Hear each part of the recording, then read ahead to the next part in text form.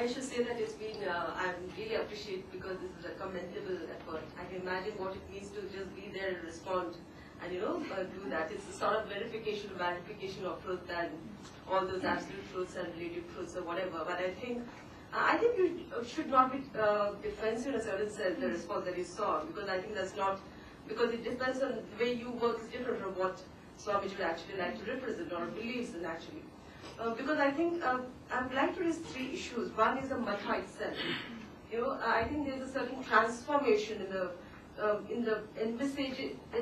way in which the Matha was envisaged in the beginning and later from a cultural religious institution to just this caste institution.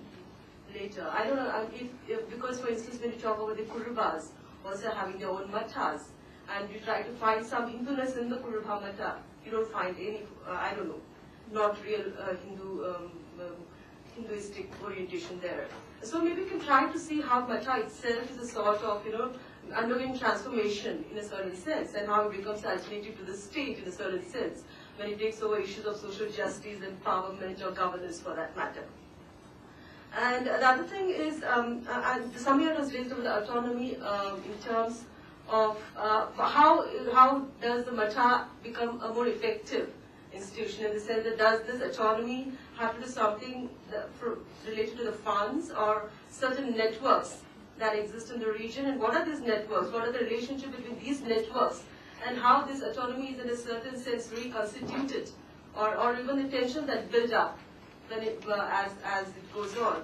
And the last thing I want to say is that I think there's a certain irony or a contradiction that you make in the end when you say that in a certain sense these Mathas do not propagate caste or any such communal divide, but still they manifest or they are manifestation of certain realities. I think you need to work out that and clearly specify what does that mean. In actual sense, it is also trying to negate something you want to actually say. You actually, maybe I'm just trying to provoke you in a certain sense to come up and deal with it in a much more, clearer analysis. Yeah. Shall I say something? Yes, sure. Yeah, I have one point which I must say, first of all, I was very appreciative of the work that you are doing, the spirit and the motive. One point frightened me a little bit when you said that Deve Gowda is using these Mathas as vote bank politics. I said, my God, this is the beginning of a very serious division. Vote bank politics is one of the biggest harmful elements in this country. So that is number one. If that is true, please, I think it should be avoided. Second thing is that in the present system, as it is today, is it better to not to look on all Indians as Indians and not as Brahmins and Kshatriyas and Vaishyas and Kurubas and Dalits, right? I think that is also another very divisive factor. So we are Indians, we are proud Indians, we want to be essentially Indians. So I would think that would be a very helpful thing. So it is a process, it will not happen day after tomorrow. But it's a process by which we move gradually towards the humanity of all of us. I think I'd like to at this point chip in my bit, because taking off from yours, I would go to the extent of saying, you can't be an Indian without being a Lingayat and a Reddy or a Marwari or have a linguistic or a regional identity. And I would like to start with the most provocative question on which Swamiji was, of course, put on the defensive. What I want to know is, what on earth is wrong with a caste community setting up hostels or book banks for its own?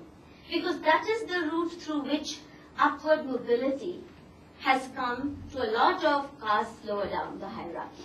That's through which well-off members of the caste ensure that the poorer among them do not remain without education.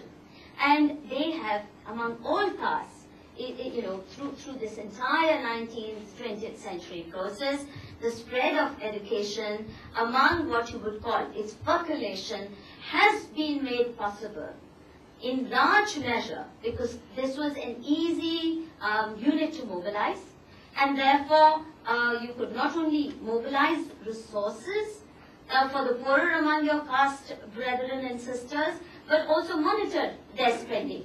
And they seem to work well for all kinds of castes. And in that sense, I really see absolutely nothing wrong as long as this caste is not preaching hatred for any other. The messages that you quoted, I mean, I didn't see anything that said, hate others, we are more superior, others are inferior. As long as you do not go around preaching inferior, superior ideology, I see absolutely no wrong. Because that's how in India democracy has been so vibrant, because castes have mobilized in education, in politics, in everything, and become, come to acquire power. The bottom has moved to the top through this entire process. Secondly, just please let me finish. Secondly, what we need to also understand is how do we separate culture from religion? This is what I wish to know. You look at any folk art, it's full of Rama, Krishna, Radha, सब कुछ संगीत में. अब उसको आप classical Indian music लो या folk music लो,